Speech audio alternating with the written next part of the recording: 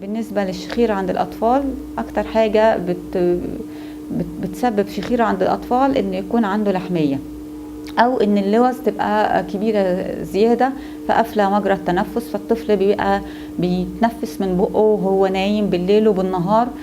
مناخيره بتبقى مقفولة تقريبا، واللحمية دي بتبقى متضخمة، والطفل ده عمال نفسه رايح جاي. طبعا بما انه مش قادر يتنفس من مناخيره وبيتنفس من بقه،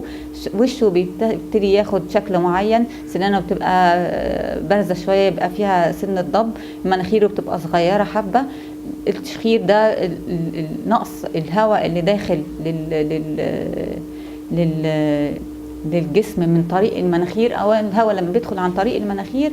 الهواء بيبقى داخل متفلتر، لان في شعيرات في المناخير بتفلتر الهواء اللي داخل من الشوائب ومن الميكروبات وحاجات تانية. لما الطفل بيتنفس من بقه بيبتدي اولا يحصل مشاكل في النوم، ما بينامش كويس طول الليل، بيبقى بيتنفس من بقه فالهواء داخل خارج، ممكن يحصل له مشاكل في احتقان في الحلق، ممكن يحصل له تجريح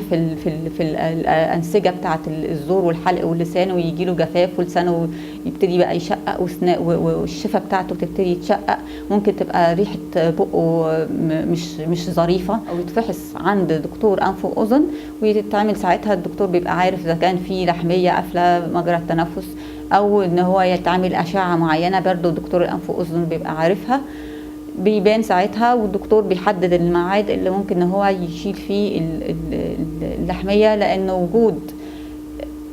سوء في النوم او في النفس بيأثر على الدراسه، وبيأثر على النوم، وبيأثر على وظائف كتيره جدا، ونسبه الاكسجين اللي داخله للمخ، فبتأثر على الذكاء. فمفترض ان لما يبقى فيه شخير